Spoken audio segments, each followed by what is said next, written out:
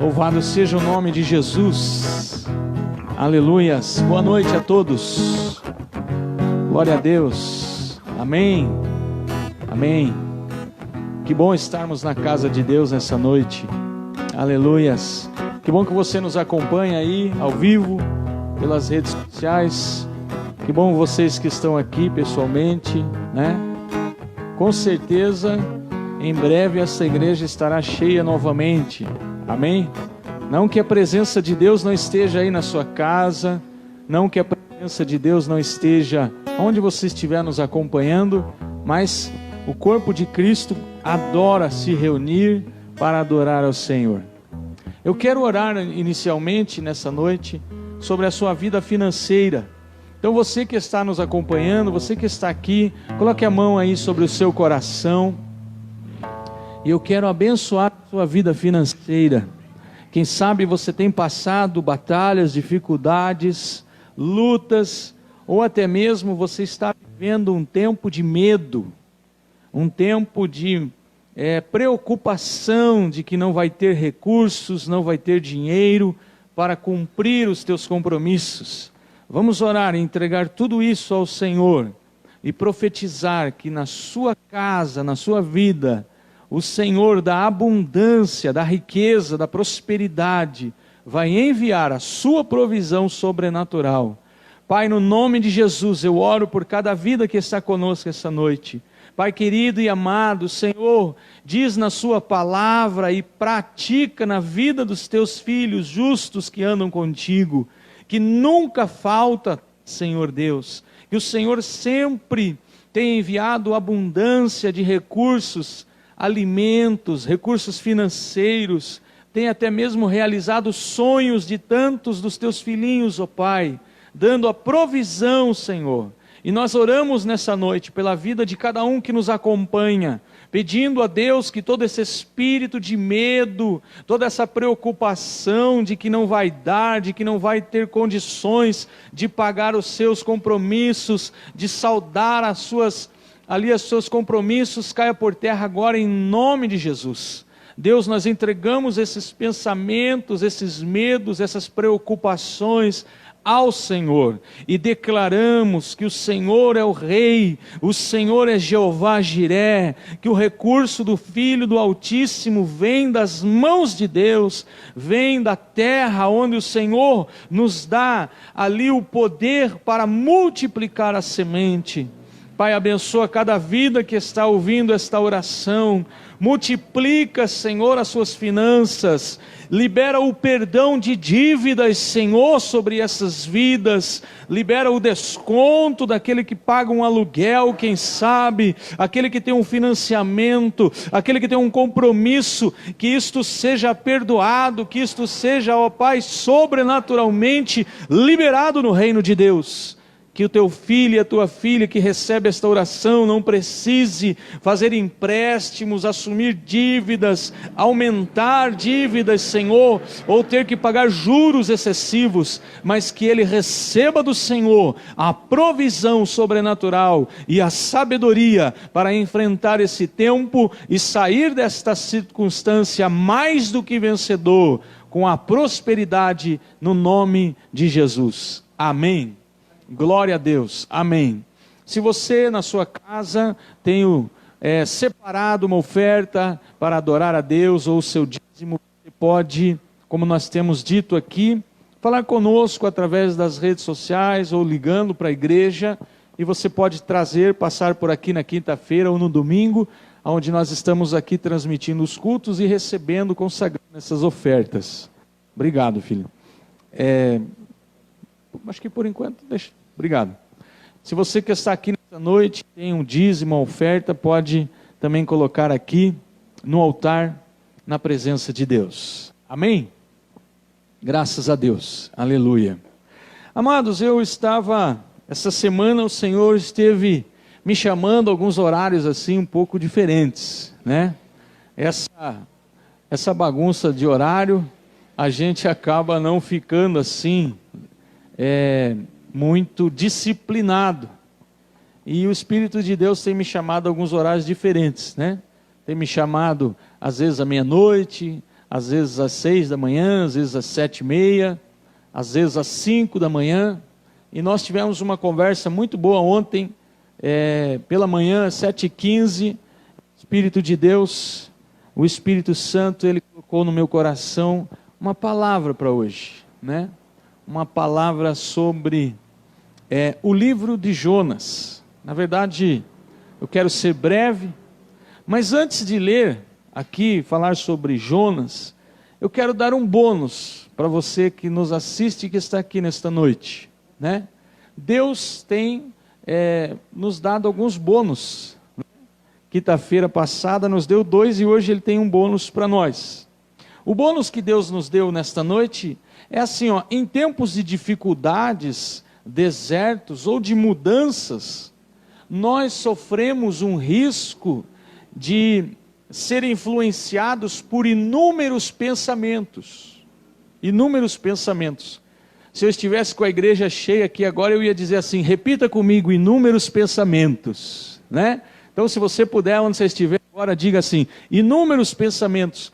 Parece que a nossa cabeça começa a ser inundada, encharcada, vem um monte de pensamentos. Só que esses pensamentos, eles chegam a encher a nossa cabeça. Parece que a cabeça da gente está até inchada, né? Está até aumentando. Pensamentos, eles podem manipular a nossa vida e as nossas ações de maneira a negar a nossa verdadeira identidade. Se a gente não cuidar, os pensamentos podem nos influenciar a ter atitudes que negam a nossa verdadeira identidade. Por exemplo, alguns pensamentos que podem negar a identidade de Jesus em nós. Pensamentos que provocam ira, tristeza, decepção, rancor, amargura, desânimo, né? Às vezes você está desanimado por alguma razão. Qual que é o ideal? É você voltar no tempo e ver em que momento da sua trajetória você ficou desanimado. Que momento? Foi quando alguém falou algo? Foi quando uma expectativa que você tinha não foi suprida? Que momento que você perdeu o ânimo, a coragem, o vigor? E aí, quando você encontra esta bifurcação onde você perdeu o ânimo, você então lá resolve isso e vem de novo animado. Agora, Deus nos deu aqui uma frase protetora, né? Diga assim comigo aí na sua casa, uma frase protetora. Oh, frase protetora é assim: que você ter vários pensamentos, ou um pensamento, diga esta frase: o que as Escrituras Sagradas falam sobre este pensamento. O que a Bíblia fala sobre este pensamento. Por exemplo, um exemplo aqui. Alguém pode dizer assim: ah, eu estou mal, eu me sinto mal, eu não estou bem, eu tenho uma doença terrível. Deve ser algo que é terrível, ainda vai descobrir, é terrível. Ou ainda pior, alguém pode pensar assim: eu vou morrer, né? 3 pensamentos: eu estou mal, né? Não estou bem, não me sinto bem, eu tenho uma doença terrível e eu vou morrer. São 3 pensamentos. Aí vem a frase protetora, o que as Escrituras falam sobre isso? A Bíblia diz: os justos clamam ao Senhor, o Senhor os ouve e os livra de todas as suas tribulações. Então, quem sabe você que está recebendo este bônus, está dizendo ou pensando: eu estou mal. O Senhor diz a você nessa noite, Salmo 34, versículo 17, os justos clamam e Deus os livra em todas as tuas tribulações. Muda completamente a sua configuração. O segundo pensamento: eu tenho uma doença terrível. A palavra de Deus lá em Mateus capítulo 4, verso 23, diz que Jesus foi por toda a Galileia, ensinando nas sinagogas deles, pregando as boas novas e curando todos os enfermos e doentes daquela região. Se você está ouvindo esta palavra e você tem um problema de saúde, no nome de Jesus, o mesmo Jesus que curou naquela região está tocando em você agora, e você será curado de toda doença e enfermidade no nome de Jesus. Porque Jesus Cristo é o mesmo ontem, hoje e vai ser para frente, para sempre. Em nome de Jesus. Eu vou morrer. Eu até quando eu ouvi essa frase, eu vou morrer, eu falei, é verdade. Você vai mesmo. Todos nós vamos. Não é verdade? Todos nós vamos morrer. Mas Jesus, em João capítulo 11, versículo 25, disse assim: eu sou a ressurreição e a vida. Quem crê em mim, ainda que esteja morto, viverá. Quem sabe o pensamento que assola a sua vida é de que você vai morrer. Você, com certeza, vai morrer. Mas aquele que crê em Jesus, ainda que esteja morto, viverá. E eu quero orar por você, que com essa tecnologia toda, esse alcance aumentou muito. E nós temos visto tantas pessoas acompanhando as nossas transmissões. Então, nesse momento, eu convido você, que tem sentido, quem sabe um desses 3 pensamentos, ou quem sabe você tem medo de morrer e ficar separado de Deus, e esta noite você quer dizer a Jesus, sim, eu entrego a minha vida a Jesus, eu creio que Jesus Cristo é o Filho de Deus, morreu para me salvar, e com Ele eu posso todas as coisas. Eu gostaria que você fechasse os seus olhos, e eu quero orar com você, aonde você estiver. Se você puder, se tiver condições, aonde você estiver, de repetir comigo esta oração.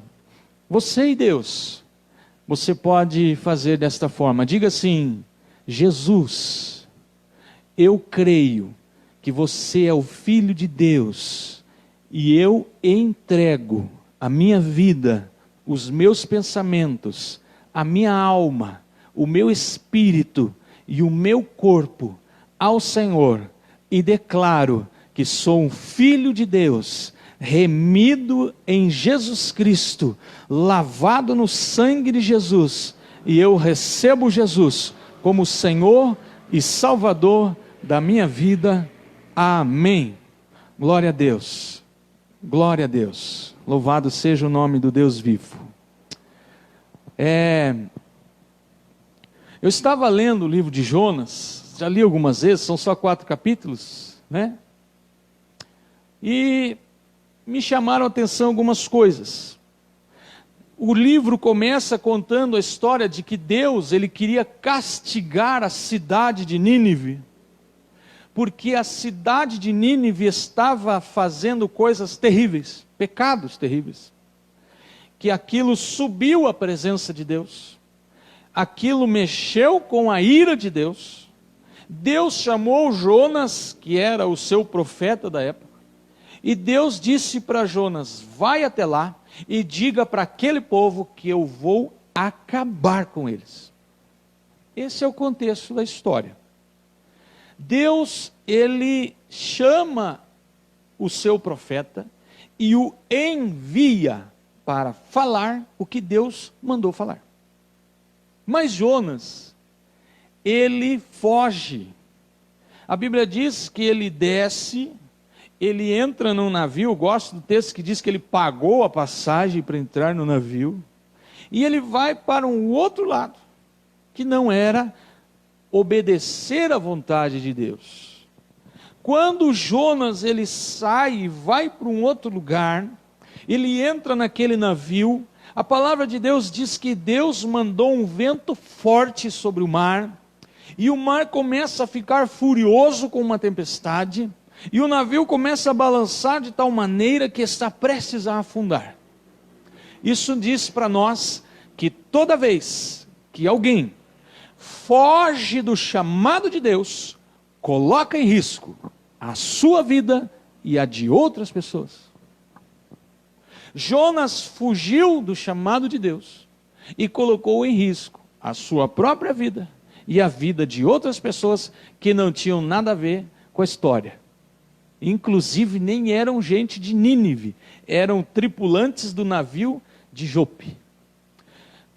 Jonas fugiu do seu chamado.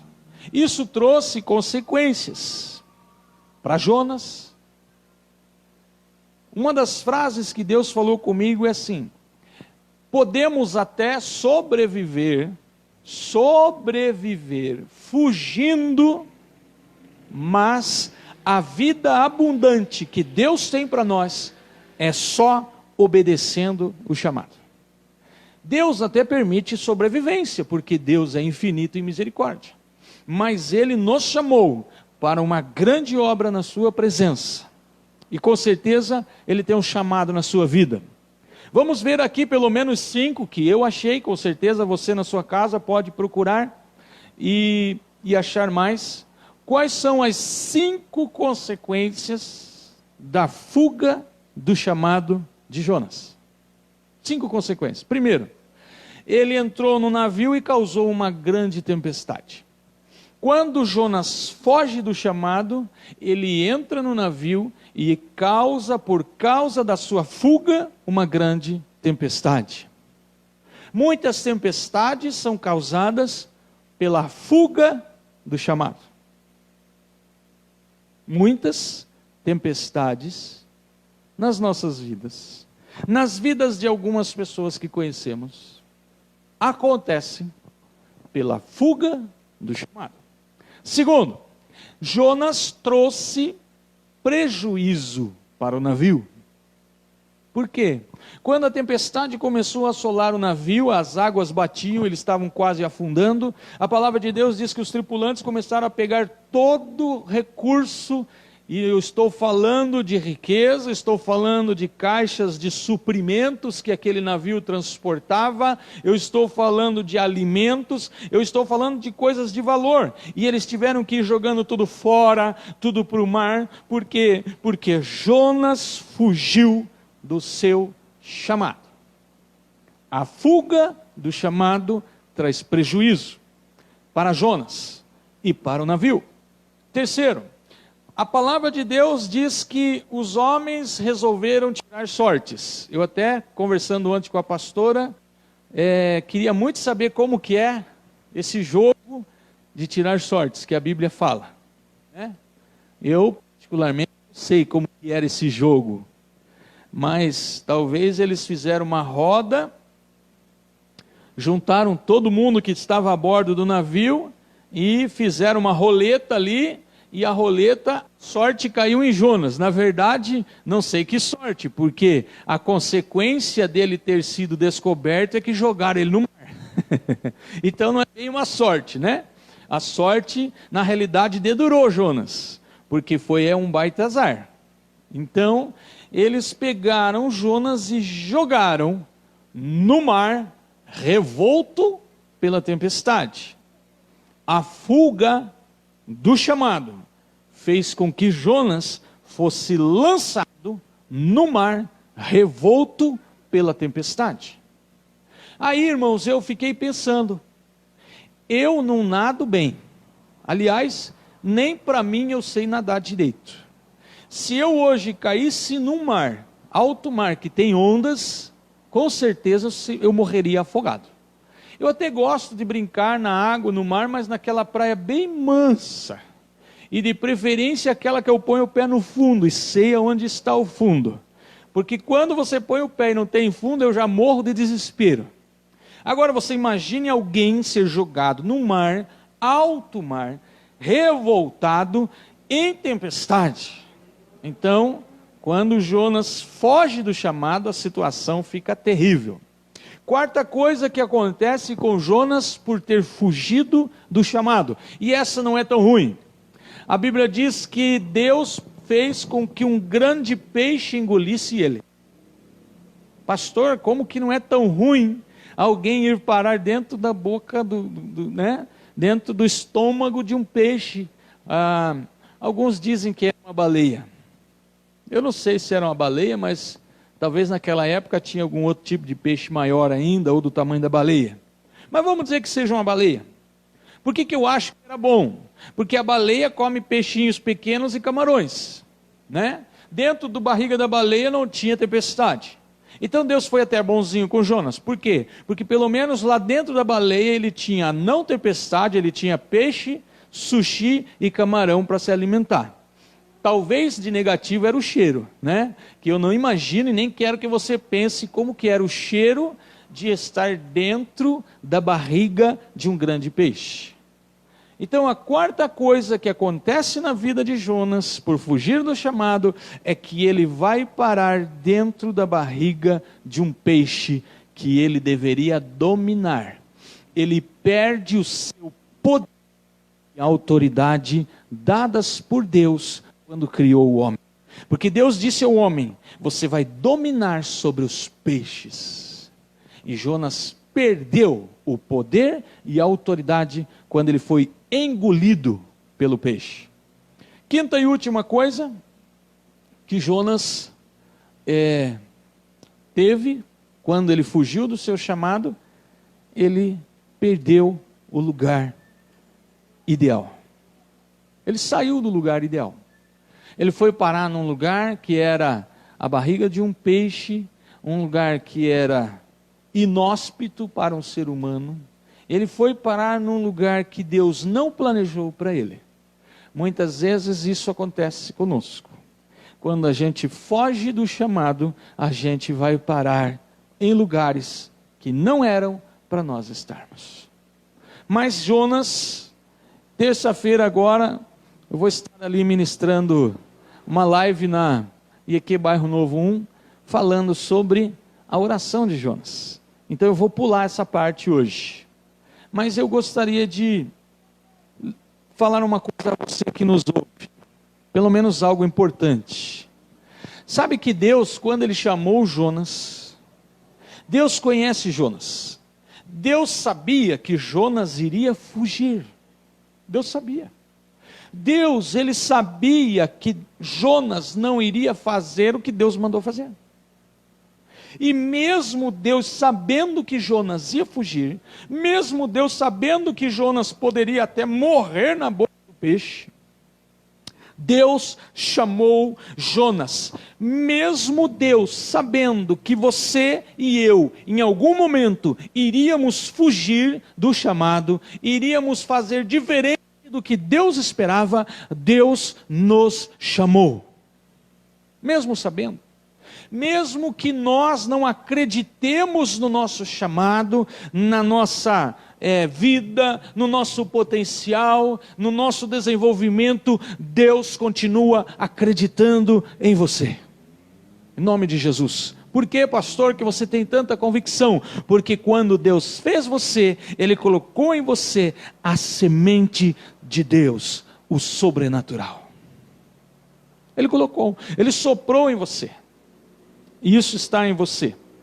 Vamos para frente. Quando Jonas resolve responder ao chamado, o que acontece? É interessante que é a mesma coisa que eu vejo nos dias de hoje. Parece que a gente está vivendo esse tempo.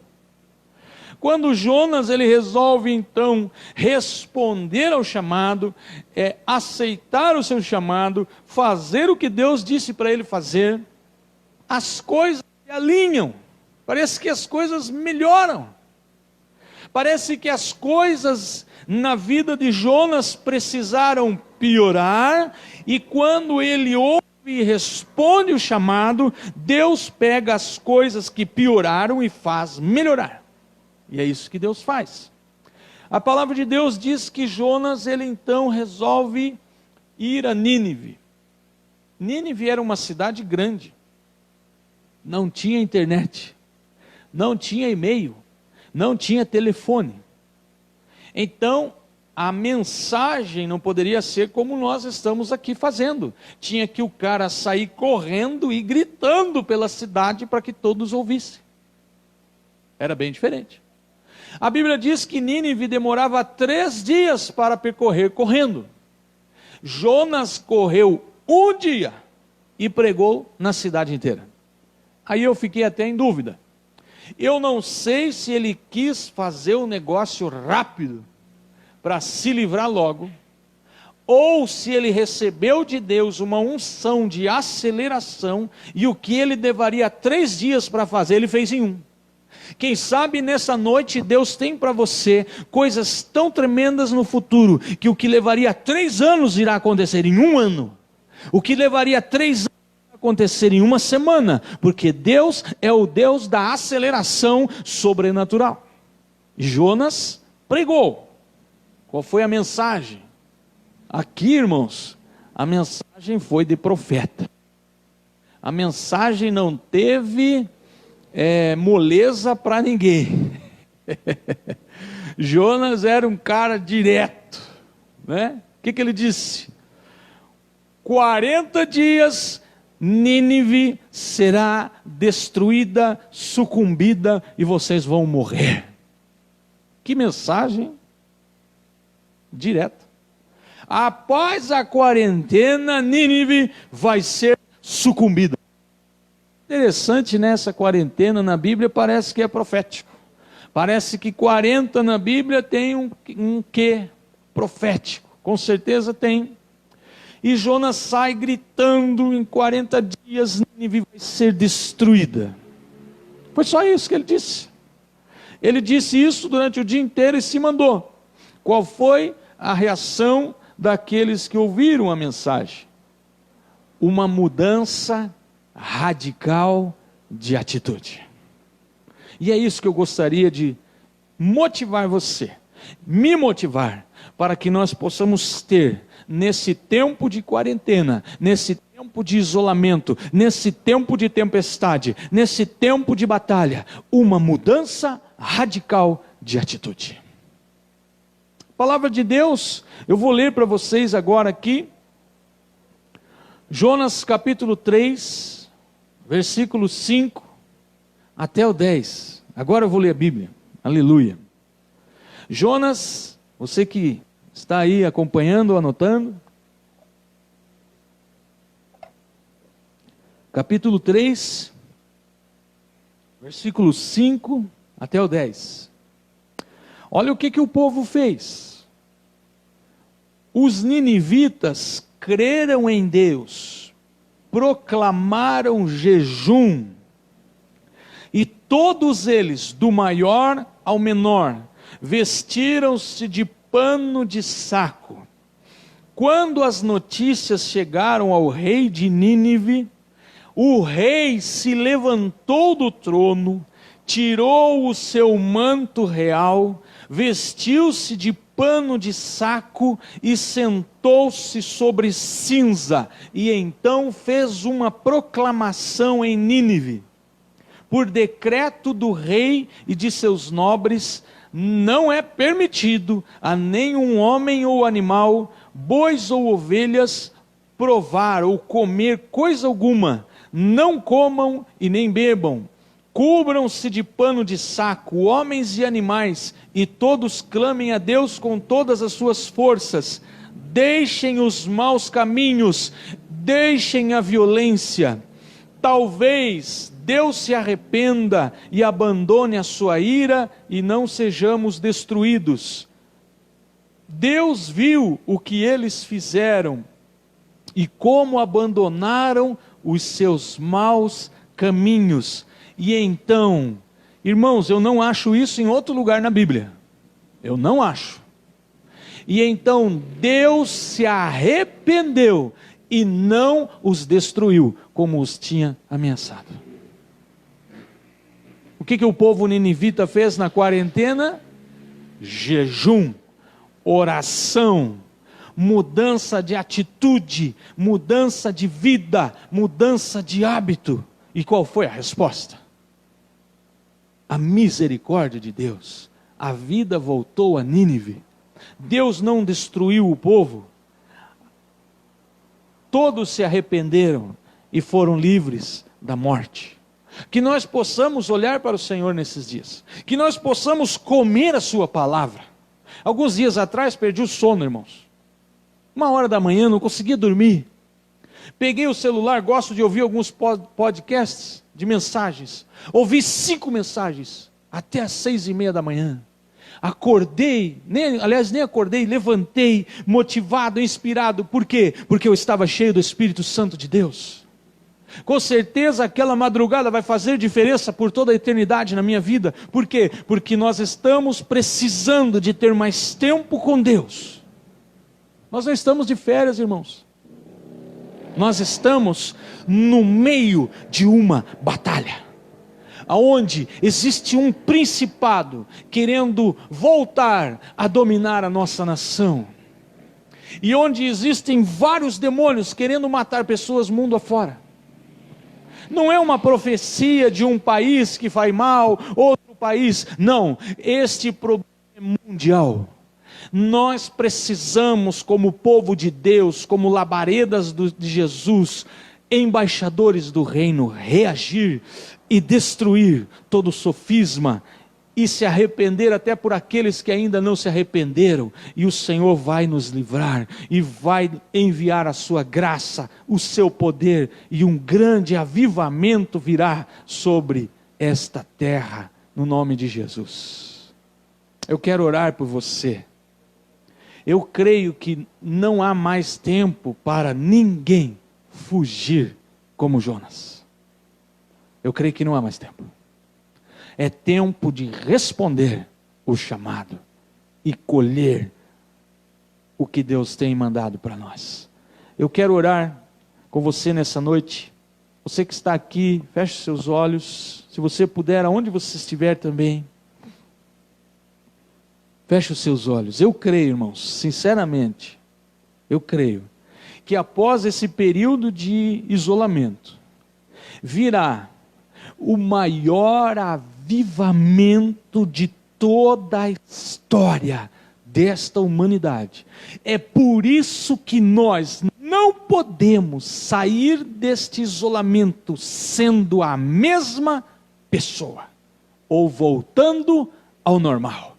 Nós temos que estar preparados para responder ao chamado de Deus.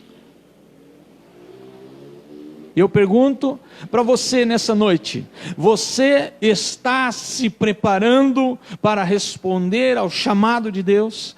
Você está pronto para responder ao chamado de Deus? Você está pronto para entregar a sua agenda na mão de Deus? Você está pronto para discipular as nações e ser parte deste último grande avivamento sobre a terra? Ou você está pensando em ficar assistindo? Isso não é um entretenimento. Isso é caso de vida ou morte. Sabe o que eu vi enquanto falava com Deus? Eu vi pessoas passando em frente às igrejas, e quando elas passavam a pé ou nos seus veículos, as pessoas desciam e se ajoelhavam na cerca, na grade, nos muros, nas portas das igrejas, e elas choravam arrependidas por seus pecados. E é assim que vai ser o grande último avivamento da história da humanidade. E eu pergunto para mim e para você: estamos prontos para ir nessas pessoas que virão se arrepender por passar em frente aos templos cristãos? Estamos prontos para ir pegar elas pela mão, ajudar elas a serem curadas, ministrar, discipular elas, batizá-las e entregá-las ao Senhor?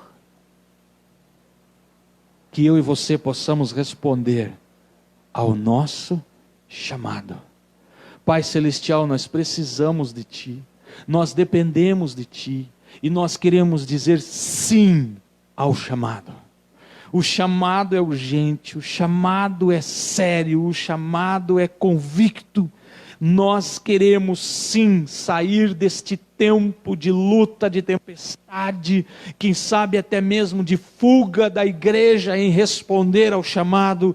Nós queremos sair desse tempo muito melhores, muito mais cheios do Teu Espírito Santo, muito mais bíblicos, muito mais amáveis e amorosos, muito mais sábios e prontos para discipular e cuidar daqueles que o Senhor quer nos dar neste grande avivamento que virá sobre a terra. Senhor, usa-nos e faz com que a gente seja parte disso. Eu oro por aquele que esta noite sente esta chama de fogo no seu coração e no seu espírito, para que isso venha queimar ainda mais nos próximos dias, e que isso venha crescer, esta unção venha crescer, e que possa responder ao teu chamado, à altura daquilo que o Senhor espera, à altura daquilo que o Senhor capacita, para fazer a sua vontade e salvar milhares de almas, como Jonas pregando aos ninivitas. Pai, que nós possamos olhar para os ninivitas e não cair na armadilha de Jonas, que os julgou e ficou com vergonha depois, porque a profecia que ele deu não se cumpriu, sendo que na realidade ele precisava era aprender a ter compaixão pelas vidas, pelas almas, pelas pessoas. Nos ensina, amado Espírito Santo, nesse tempo a ter mais compaixão, a ter mais cuidado, a ter mais amor pelas pessoas, principalmente por aqueles que são a nossa família. Começando com os da família da fé e se estendendo a todo o povo que habita nesta terra. Senhor, capacita o teu povo, capacita os teus filhos e muda também a sorte dos ninivitas.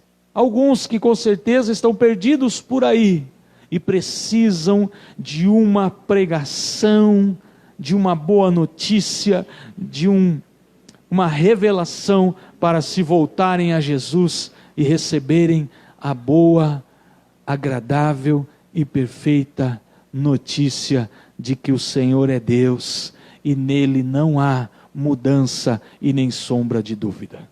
Pai, eu abençoo a vida de cada um que está conosco esta noite. Eu abençoo aqueles que estão online. Eu abençoo os que vão assistir depois. Eu peço que o teu Espírito entre em cada casa, em cada ambiente de trabalho, em cada faculdade, escola, onde um filho, uma filha do Senhor que está recebendo esta oração estiver, e que o teu Espírito venha produzir muitos frutos através da tua presença, do teu poder e do teu Espírito Santo, no nome de Jesus. Amém. Glória a Deus. Amém.